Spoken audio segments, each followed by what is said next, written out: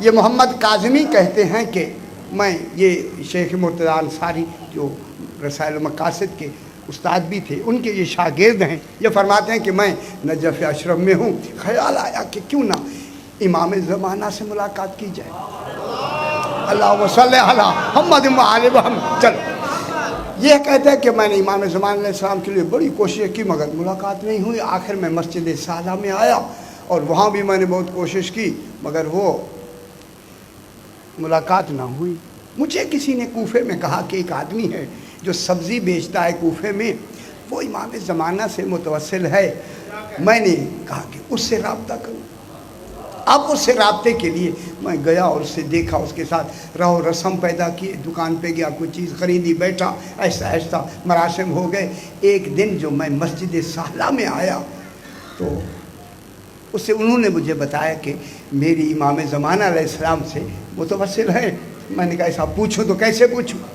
یہ کہتا ہے کہ میں جب مسجد صالح سمجھتی ہے نا، وہاں شب بدھ کو امام زمانہ کی آمد ہوتی ہے، کہتا ہے میں اتفاق سے وہاں گیا تو یہ مجھے مل گئے، یہ صاحب مجھے ملے۔ جب ملے تو میں بڑا خوش ہو گیا کہ ان سے جو بات میں نے پوچھنی ہے وہ بھی پوچھ لیتے ہیں۔ وہ مسجد سارے فارغ ہو گئے، مسجد کوفہ میں آئے۔ جب مسجد کوفہ میں آئے ہم نے عمل شمل کر لیے، کر کے میں نے انہیں کہا آپ کو امام زمانہ سے ملاقات کیسے ہوئی؟ اچھی بات ہے، کیسے ملاقات ہوئی؟ وہ فرماتے ہیں کہ بھائی ایسے ہوئی کہ میں بڑی طلب میں تھا کہ امام زمانہ علیہ السلام سے کسی طریقے سے ملاقات ہو جائے۔ ایک دن منگل کے دن میں اپنے گھر سے نکلا کہ شب بدھ وہاں مسجد صالح میں جانا ہے۔ انتہائی بارش، سخت سردی۔ میں مسجد صالح میں مغرب کی غروب ہوا تو میں مغرب میں پہنچا۔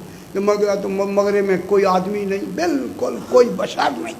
میں نے کہا جلدی جلدی میں مغرب کی نماز پڑھ لوں۔ اب تو کوفہ ذرا یہ کوفے سے ہٹ کر تھی، آبادی سے ذرا دور تھی۔ اللہم صلی یا علی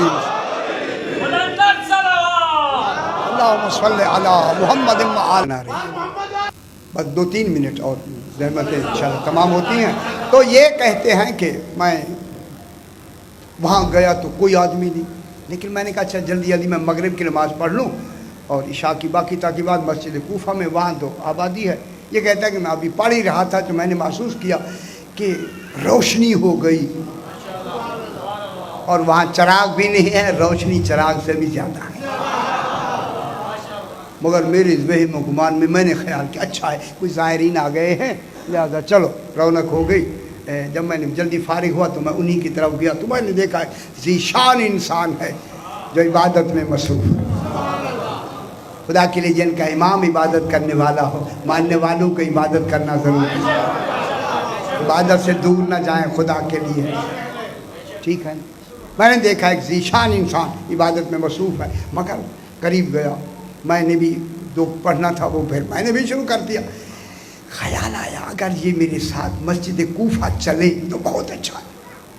اب ان کے خیال میں تھا کہ یہ کوئی عربی ہے، وہ آئے ہیں۔ یہ کہتا ہے جو ہی میں فارغ ہوا تو انہوں نے کہا اچھا یہ بھی پھر بھی نہیں سمجھے، اچھا تمہارا ارادہ ہے کہ میں تمہارے ساتھ مسجد کوفہ چلوں؟ یہ کہتے میرے دل کی بات، ہاں صحیح، میں تو آپ کو چاہتا ہوں کہ چلیں۔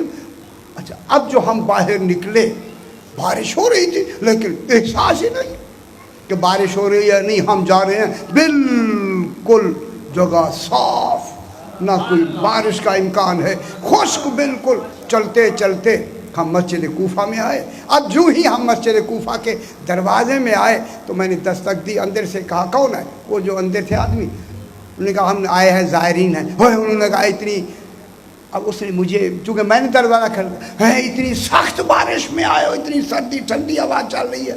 میں نے کہا کہاں ہے بارش یارا، کہاں ہے ہوا؟ اب جو اس نے دروازہ کھولا، جو ہی میں نے قدم رکھا پلٹ کے دیکھا تو وہ ہے ہی نہیں۔ اب وہی بارش بھی ہو رہی ہے، سردی بھی جاری ہے اور ہوا بھی چل رہی ہے۔ اس وقت میں نے اپنی کوتاہی میں کہا کاش کہ اتنی راستہ میں نے جس کے ساتھ طے کیا ہے یقیناً یہ میرا امام زمانہ ہے۔ ان کی وجہ سے یہی وجہ ہے کہ جب بارش ہوتی ہے تو امام، بارش ہوتے ہوئے نشانی ہے، بارش ہو رہی ہو تو امام بھیگتا نہیں ہے۔ خدا جانے بارش بھی ہو رہی ہے اور جسم میں بھی بارش نہیں پڑ رہی، جو ایسا جسم رکھے اسی کو امام کہتے ہیں۔